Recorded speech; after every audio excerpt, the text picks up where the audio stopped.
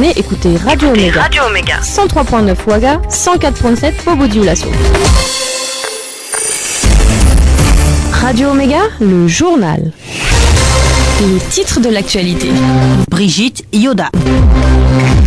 Madame, Monsieur, bonjour. Au sommaire, l'armée annonce une opération de sécurisation dans les régions du centre-est et de l'est du Burkina et invite les populations au respect du couvre-feu.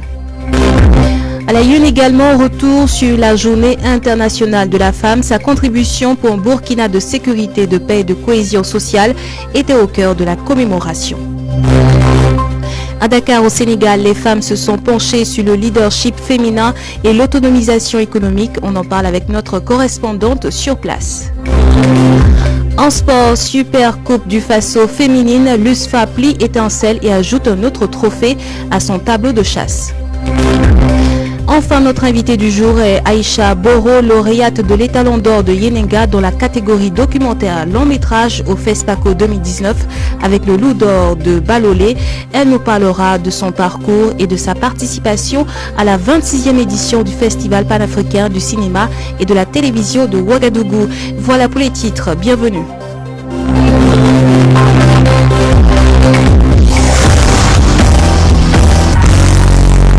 Sécurité pour commencer, les forces armées nationales conduisent depuis quelques jours une opération dénommée Otapoinou dans les régions du centre-est et de l'est du Burkina dans le cadre de la lutte contre le terrorisme. Dans l'optique de mener à bien cette opération, le chef d'état-major général des armées, à travers un communiqué, a invité les populations des zones concernées au respect des consignes de sécurité et surtout au respect du couvre-feu instauré dans la région de l'Est. C'est donc dans ce contexte que la journée internationale de la femme a été célébrée hier à Koupéla, dans la région du centre-est, en 8 mars, placé sous le thème « Contribution de la femme à l'édification d'un Burkina de sécurité, de paix et de cohésion sociale ». La région du plateau central a également célébré la femme dans le village de Sao, avec le gouverneur Fatoumata Benon et les populations des 3 provinces de la région, le ministre Alpha Bari des Affaires étrangères et de la coopération et celui des infrastructures, Éric Bougma. Ils sont allés soutenir les femmes et témoigner de l'importance de la cause de la femme pour le président du Faso et le gouvernement. Abdul Fattah Tiemtori. La barbe exécute le jour ce que la tresse a conseillé la nuit. Avec cette image, le gouverneur de la région du plateau central, Fatoumata Benoît Yatassaï, à la suite du Naba Kango de Sao, traduit le rôle essentiel de la femme aux côtés de l'homme. Pour elle, la femme, de par sa position dans la société, peut et doit contribuer à la prévention de la radicalisation et à la médiation lors des conflits. Elle a également rappelé l'engagement du président du Faso, Roch Kaboré, à accompagner les femmes pour leur plein épanouissement. Un message repris par le ministre des Affaires étrangères et de la coopération Alpha Bari, président de la cérémonie. Nous sommes venus réaffirmer toute l'importance accordée par le président du Faso à la cause de la femme. On le voit chaque fois, tous les engagements qu'il prend et qu'il met en œuvre à travers donc le gouvernement. Et c'était l'occasion pour nous de prendre encore d'autres engagements pour aider non seulement de façon pratique la femme, mais aussi aider la femme à avoir plus de droits. Les femmes de la région ont saisi l'occasion pour parler de leurs difficultés par la voix de leur coordonnatrice, Mamounata Zungrana. Les problèmes des femmes du plateau central, elles ont besoin d'un soutien aux microfinances pour pouvoir travailler. Elles ont besoin aussi qu'on puisse réparer les maisons de la femme. Ils veulent encore aussi qu'on leur donne une centre de formation pour les jeunes filles qui ne sont plus à l'école, qu'ils puissent avoir des métiers à faire, à travailler pour lutter contre la pauvreté et le chômage. Et des réponses n'ont pas tardé. Le ministre Alpha Bari promet la formation de 200 femmes par région aux activités génératrices de revenus et l'octroi de matériel de travail. Revenons à Ouagadougou. Ce 8 mars a vu la naissance du premier club féminin de Lions Club Burkina dénommé Ouagadougou Amazon, ce qui porte à 49 le nombre de clubs Lions du Burkina. À l'occasion de la journée internationale de la femme, les Amazones ont reçu leur charte et les membres que compte le club ont été officiellement intronisés dans leur nouvelle charge. Elles s'engagent ainsi à faire preuve d'humanisme et de persévérance pour les projets de développement. La cérémonie a vu la présence de l'épouse du chef de l'État, marraine. Le point avec Alinta Oudraogo. Cette soirée s'est voulue plutôt joyeuse, une occasion de magnifier la femme. Et la naissance du club Ouagadougou Amazon, qui compte 24 dames, est un signal fort pour célébrer ce 8 mars. Elles ont fait le choix du nom Amazon parce qu'une Amazone est une guerrière. Et cette dame s'engage aux côtés des populations à travailler pour le développement socio-économique de la cité. Fanta Regina Nakro, présidente de la commission participation de la femme dans le lionisme. Vous savez que le Lions Club, c'est un club service. Nous œuvrons pour les plus démunis. Nous sommes à Ouaga depuis plus de 60 ans et depuis la présence du Lions Club dans notre cité, nous avons réalisé beaucoup d'œuvres sociales. Notre objectif, c'est de réaliser des œuvres sociales pour les plus démunis. Donc le Lions Club Amazon a décidé pour leur première œuvre de s'intéresser au cancer infantile. Il y a urgence à faire quelque chose pour qu'on vienne en aide aux enfants qui souffrent du cancer.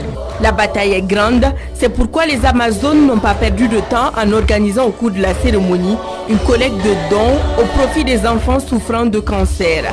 Ces Amazones sont plus que jamais déterminées et engagées à mener le bon combat. Jelika Drabo, communicatrice, est l'une d'entre elles. C'est une fierté pour moi d'appartenir à cette grande famille, Lions Club. Pourquoi? Parce que ce sont des personnes qui ont la main sur le cœur. Ce sont des personnes qui prennent à bras le corps les problèmes des populations les plus démunies. Nous comptons agir justement pour leur apporter vraiment notre aide. Ils étaient plus de 300 lions présents à cette cérémonie qui a aussi honoré des membres actifs du Lions Club.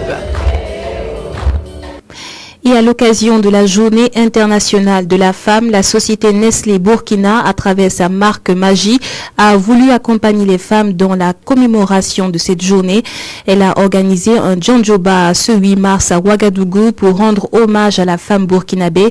Pour le directeur général de Nestlé, Bruno Karim El Kasri, c'est un devoir pour sa société de magnifier la femme car celle-ci est une source de consommation de ses produits.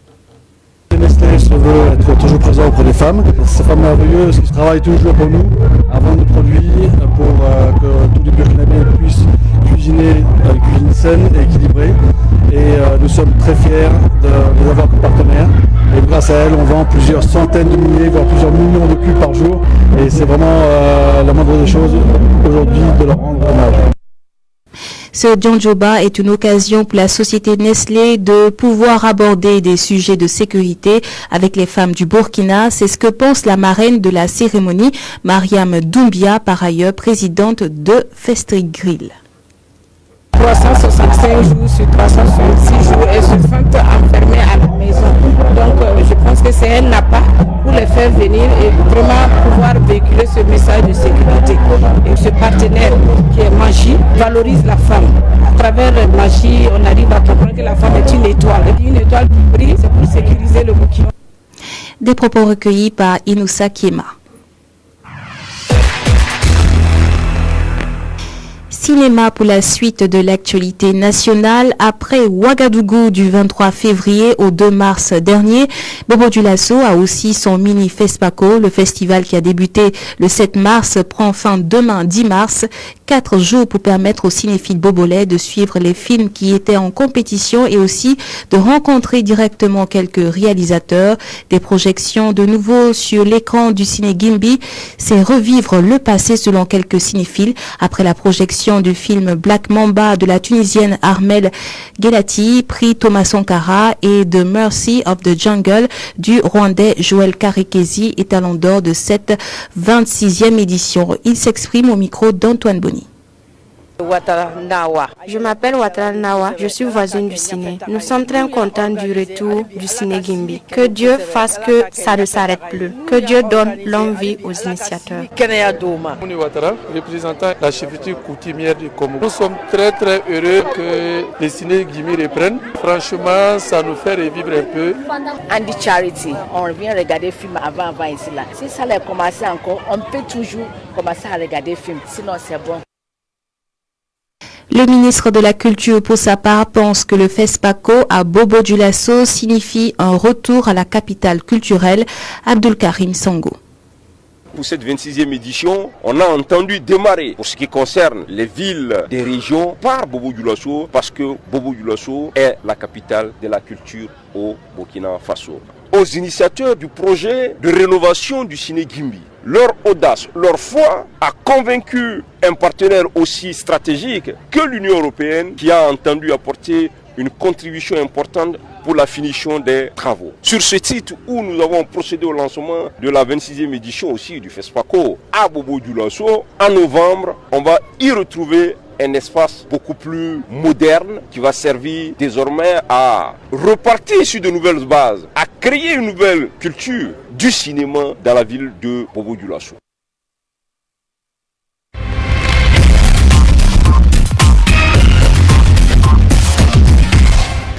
Journée internationale de la femme au Sénégal, la célébration a été marquée par de fortes mobilisations, des conférences ainsi que des panels rejoignant le thème central qui est penser équitablement, bâtir intelligemment, innover pour le changement. Mais le Sénégal l'a fêté de manière spécifique en parlant de leadership féminin, d'autonomisation économique et innovation dans un contexte particulier de réalisation de la phase 2 du plan Sénégal émergent. Correspondance de Fatou Cissé. Beaucoup de revendications et de doléances ont été formulées à l'endroit des femmes qui continuent de subir de l'injustice, nous dit Madame Fatou Bintou Yafa Mangara, présidente nationale des femmes travailleuses du Sénégal. Quand on parle de protection sociale, nous devons nous appuyer sur deux leviers. L'accès aux services sociaux. Le deuxième axe, c'est sur les revenus. Et quand on parle de revenus, on parlera du travail décent, la création d'emplois et des moyens de subsistance durable. Malgré les dispositifs et les programmes de développement pour faciliter l'accès des femmes à l'autonomisation et à la formation, des dysfonctionnements et d'inégalités de répartition sont toujours de mise. Koumba Pam Koïta, présidente du comité consultatif des femmes de Kolda, qui plaide pour le monde rural. Aller dans les communes, il y a plein de femmes formées, le suivi, qu'on les perfectionne dans la formation des activités, des produits locaux, pour qu'elles puissent tenir leur avenir en main. Toutefois, des initiatives de développement et d'accompagnement ont été mises à la disposition des femmes par l'ONG ONU Femmes, Ouli Matassar, directrice régionale de ONU Femmes, Afrique de l'Ouest. Nous lançons aujourd'hui un grand programme